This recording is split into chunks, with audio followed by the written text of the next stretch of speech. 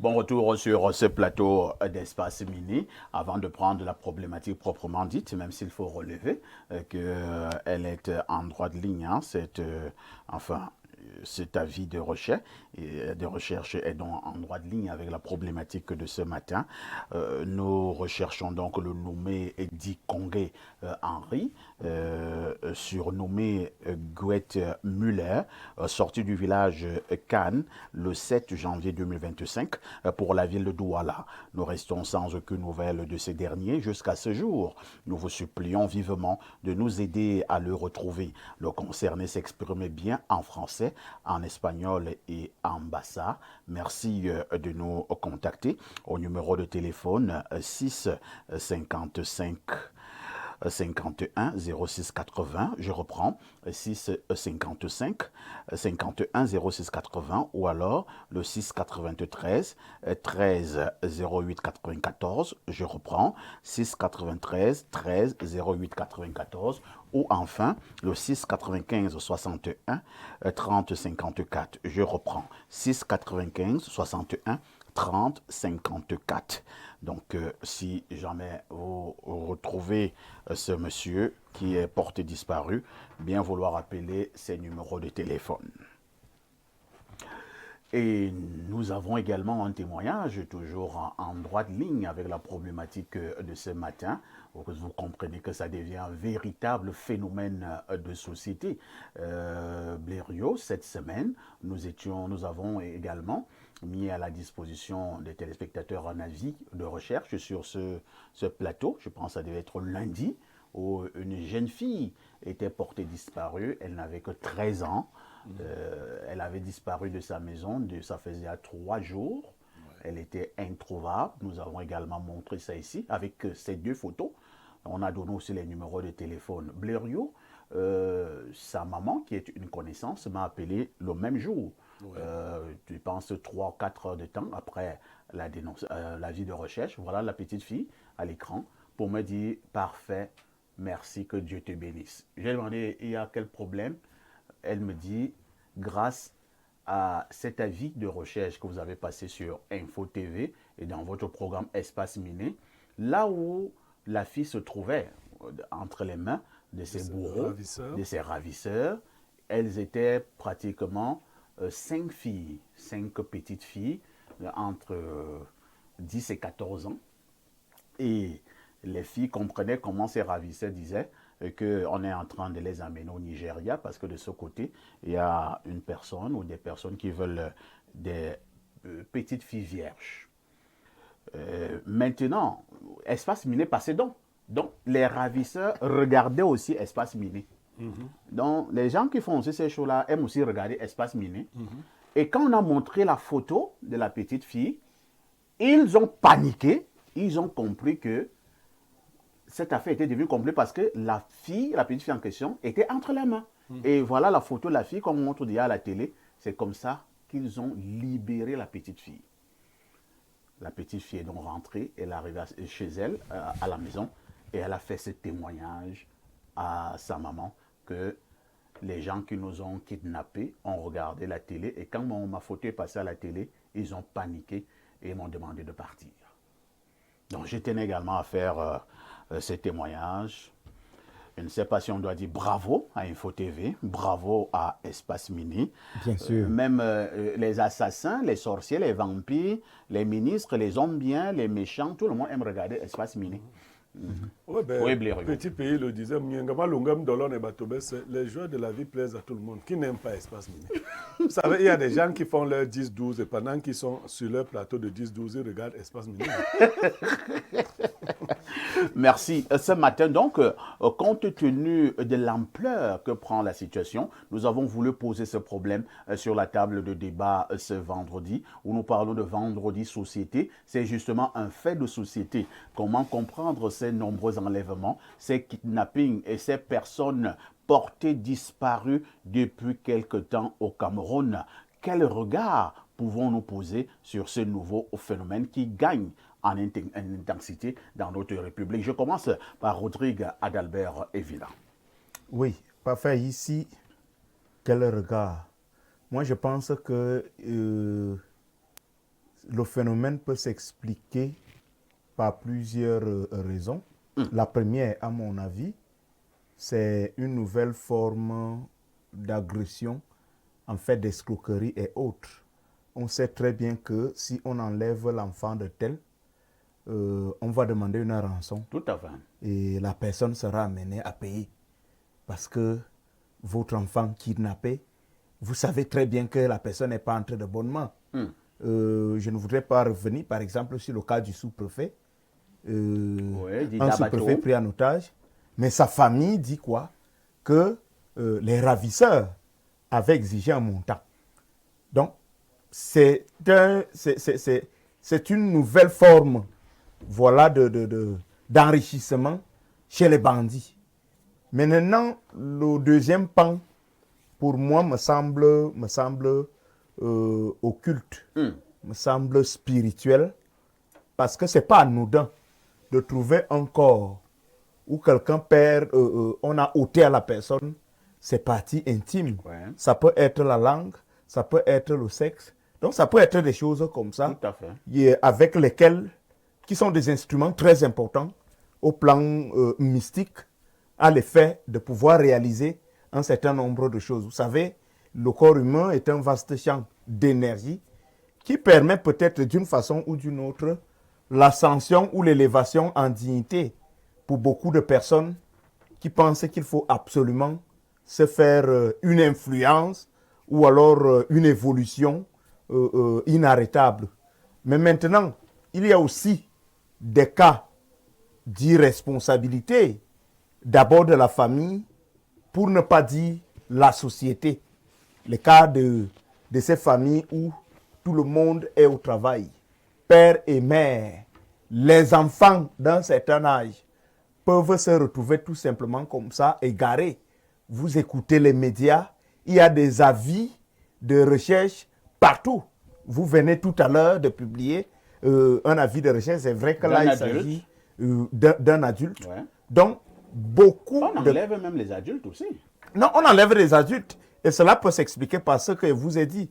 Il y a de cela quelque temps, des taximans se plaignaient que beaucoup de leurs collègues se faisaient enlever, se faisaient ligoter, et puis abandonner un endroit, et mort s'en suivait comme ça, parce qu'on veut, n'est-ce pas, les bandits veulent s'emparer de votre véhicule, de votre argent ou alors de vos biens.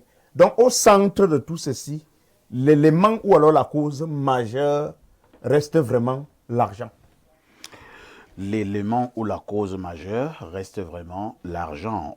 Jeanne-Rosine Vondor, ce n'est pas un secret, vous et moi, nous discutions tard dans la nuit lorsque nous arrêtions de commun accord le sujet inscrit à l'ordre du jour. Vous me faisiez comprendre qu'effectivement, parfait, ça devient très dangereux, cette affaire des kidnappings, surtout au niveau des petits-enfants. Des enfants. Il ne se passe pas une journée sans entendre qu'un enfant de 4 ans est porté disparu, 5 ans, 6 ans, 10 ans, 11 ans, ainsi de suite. Maintenant, Rodrigue pense qu'il y a deux lectures. Une lecture entre guillemets financière et l'autre occulte. Effectivement, parfait, c'est un phénomène qui est en train de prendre une ampleur pas possible. Vous savez, à des moments, lorsqu'on parle de personnes portées disparues, c'est sur plusieurs plans. Ça peut être d'une catastrophe naturelle, ça peut être d'un enlèvement, ça peut être peut-être d'une mort. Peut-être quelqu'un, il sort et on ne le retrouve plus. Ça peut aussi être une fugue. Je vais commencer par là. Parfois, bientôt nous serons au mois de février. Oui. C'est un mois où les établissements laissent les élèves avant l'heure de clôture. Tout à l'heure, quand je venais à l'émission, j'étais tellement surprise de voir qu'il y avait déjà une école qui faisait les entraînements des défilés. J'ai dit, mais nous ne sommes que le 24 janvier. Et les enfants étaient en train de divaguer là au niveau du stade Omnisport. J'étais un peu... choquée. J'étais vraiment choquée. J'ai dit, mais c'est pour ne pas payer les enseignants vacataires, parce que lorsqu'on fait comme ça, on dit, non, vous n'avez pas enseignant, on ne vous paye pas. Donc, en ce moment-là, il y a des petits ravisseurs qui tournent tout autour. Tout à fait. Ils tournent tout autour et ils remarquent. Et aussi, parfois ici, à un moment, quand il y a disparition d'un enfant dans une famille, c'est pas nouveau. il y a un membre de la famille qui est concerné et c'est lui qui se passe, qui fait en sorte qu'on puisse prendre cet enfant. C'est lui qui a donné les C'est informations. lui qui dit tout ce qui se passe. Si peut-être il a un problème avec la maman ou le papa, il dit bon, on peut faire mal à cette personne en enlevant son enfant. Et lorsqu'on enlève l'enfant, il dit bon, moi je suis en back-office. Vous êtes devant demander telle somme d'argent pour faire du mal. Pour dire quoi? Pour faire appel aux parents et pour faire attention à ce qui nous entoure. Parfois, ici, le mal n'est pas loin. Donc, ces personnes disparues aussi, on peut dire une catastrophe naturelle. Vous savez, nous avons eu un problème au niveau du maillot d'Ainaï. On a eu des personnes qui sont parties. Et il y a aussi un problème des jeunes filles, parfois ici. Oui. Cette fugue que vous entendez. Une jeune fille du côté de Fougerolles, elle était avec un garçon, elle avait 16 ans. Montez votre micro. Elle était en classe de 3e. Elle était amoureuse d'un garçon. Et le garçon lui dit, si tu voudrais que toi et moi nous puissions être ensemble, il faudrait que tu fugues de la maison. La fille écrit une lettre et dépose. Elle s'en va. La maman va, sans publicité bien sûr, sur Canal 2, Equinox, Dash News, elle pose le problème. La fille regardait la télé. Donc pendant qu'on est en train de dire qu'elle est portée disparue, elle était chez le garçon. Mais c'est quand les menaces se sont présentées, quand la maman est allée à la gendarmerie, parce qu'elle s'est dit que bon, les médias, ça ne fait pas trop, on retrouve la jeune fille. La jeune fille dit c'est parce qu'elle ne voulait pas partager le garçon avec une autre fille. Vous voyez la bêtise. Elle préfère non aller rester chez le Faire garçon. du mal à ses parents. Raison pour laquelle je disais tantôt, ces fugues-là, des moments, ce n'est pas nouveau. Les enfants font des choses qui sont vraiment incroyables. Donc, des personnes disparues globalement, parfois ici, nous allons dire, faisons juste attention, même ces kidnappings-là. Vous savez, quand vous avez une femme à la maison, vous avez des problèmes de foyer, si je peux dire. Lorsque la femme va avec l'enfant, à des moments, le papa retire l'enfant entre des mains de la maman. Vous voyez, pour faire du mal. Donc, moi, je pense que ce n'est pas tout autour déjà de l'argent, mais aussi de la méchanceté. Enfin, ici. Vous êtes un homme marié, disons aujourd'hui, vous avez un problème avec votre dame, pour vous faire du mal, elle retire l'enfant. Elle va peut-être laisser l'enfant chez sa sœur pour vous troubler la vie. Donc, faisons vraiment attention. C'est vrai que l'exemple est mal pris. Hein. Non, c'est un exemple. Oui. Oui, Ici, faisons ça ne va attention. pas marcher parce que la belle-sœur en question. Parfait, je vais donner une petite anecdote. Hein. Oui, pour chuter. Oui, pour chuter. Je connais, je ne sais pas si je peux appeler un couple, ils étaient ensemble, ils ont une petite fille. Et le monsieur a découvert que sa concubine n'était pas fidèle. Il a fait partie de la fille. 5 ans plus tard, la jeune fille revient, elle vole cet enfant-là. Elle vole l'enfant parce que le monsieur avait pris l'enfant et l'a laissé chez sa sœur à Douala. La fille va et vole l'enfant. Le monsieur est allé à la gendarmerie, au CED, là. Il a posté les photos, rien du tout. Pourquoi la fille le fait? Elle dit, c'est mon enfant. Mais le monsieur lui dit, tu as abandonné cet enfant, il n'avait que 3 ans. Tu es parti pour cause d'infidélité. Vous voyez des phénomènes pareils. Parfois ici, nous retrouvons des enfants qui deviennent en quelque sorte un problème pour la société. Puisque cet enfant a peut-être vécu chez le papa, et elle était un peu de partout, on envoie chez la tante, on envoie chez l'oncle. Et la fille, dans son coin, peut-être qu'elle ne pouvait plus enfanter, elle se rend compte que donc j'ai un enfant quelque part. Très bien. La façon dont elle vient prendre l'enfant, parfois ici, ce n'est pas un exemple à suivre. Donc faisons vraiment attention. Merci Jeanne, Rosine, pour ce regard. Blériot, je lisais encore, je pense, sur les réseaux sociaux, il y a quelques jours, une dame, elle a rencontré son mec au niveau de ces mêmes réseaux sociaux-là. Le gars, lui, vit à Douala, le monsieur vit à Douala, et la jeune dame était à Yaoundé. Le monsieur a commencé à faire la cour via ce réseau social à la dame. Et le monsieur a demandé à la jeune fille D'aller à Douala. d'aller à Douala. Et la jeune fille est partie à Douala. Et c'était la dernière fois que la jeune fille a eu la vie. Le monsieur l'a récupérée et l'a tuée, l'a kidnappée, l'a amenée je ne sais où. Et elle a été tuée. Je vous passe la parole. Oui, je sais que c'est pour que ça suscite d'abord des émotions, mais je vais passer très vite sur les émotions.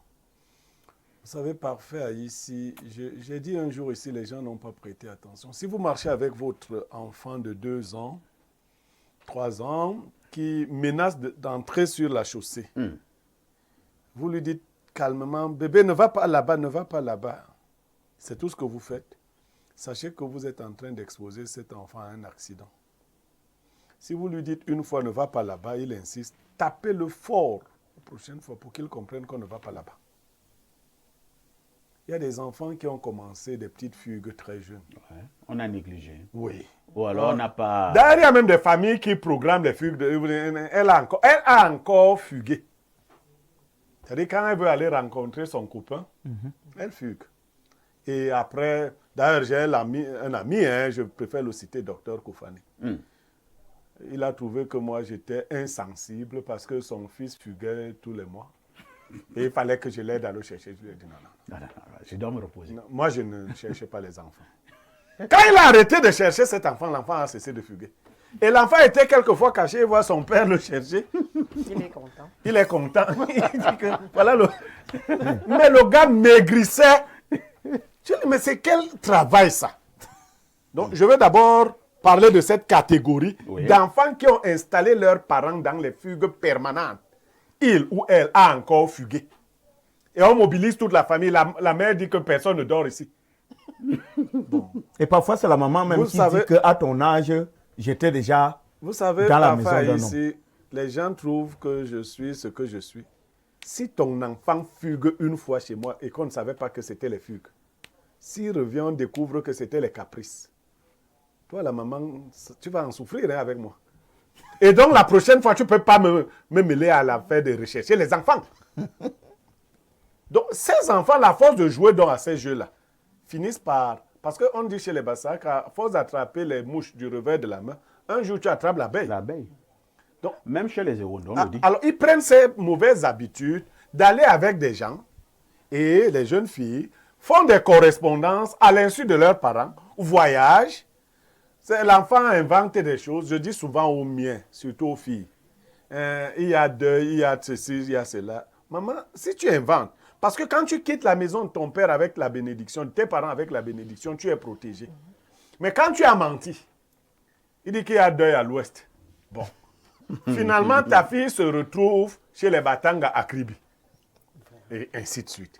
Quand quelque chose se produirait sur ce chemin-là, c'est pour cela que je crois que nos forces de l'ordre ont un peu cédé à une pratique qui n'est pas bonne. Vous savez, maintenant, on dit qu'il faut 48 à 72 heures pour qu'on déclare une personne égarée. C'est le temps aussi pour les criminels de faire leur sale boulot. Mais pourquoi les forces de l'ordre en sont arrivées là? C'est que très souvent, on déclarait une personne égarée et 2 heures de temps après, on la retrouve, ainsi de suite. Donc, il faut ménager la chèvre et le chou. Je souhaite que les forces de l'ordre mettent un peu plus de rigueur à ce niveau. Parce que ce n'est pas tous les cas qui sont des cas aussi légers. Si la réaction n'est pas prompte, on peut arriver à des catastrophes. Parce qu'évidemment, le phénomène, surtout dans les zones urbaines, est en train de prendre de l'ampleur. Je déplore le fait que nous n'avons plus cette forme d'anti-gang comme était dans les taxis et autres. Est-ce que le personnel de la police et de la gendarmerie a diminué? Parce qu'aujourd'hui, j'ai l'impression que les policiers et les gendarmes préfèrent être tous des enquêteurs. C'est-à-dire qu'ils sont seulement au bureau pour les enquêtes. Quand ils ne sont pas en route, ils sont au bureau pour les enquêtes. Et des enquêtes même qui... C'est-à-dire que vous n'avez plus de policiers qui sillonnent la ville, qui sont dans les taxis. Mais à un moment donné, on avait acheté des vélos aux policiers. Et des parapluies, et c'est des vélos. Et tout ça. Bon, on ne sait pas là où c'est. Non, parfait. Je ne sais pas si c'était pour rester au bureau. Il y a une catégorie de policiers, parce que dans tous les corps de policiers ou de gendarmes et autres, qui sont des policiers et des gendarmes d'élite. Parce que ce n'est pas tout le monde qui poursuit les bandits. Hein. Non, pas du tout. Ce n'est pas les gens qui se tiennent là en route pour dire que les voitures... Non, ce n'est pas eux qui poursuivent les bandits. Mais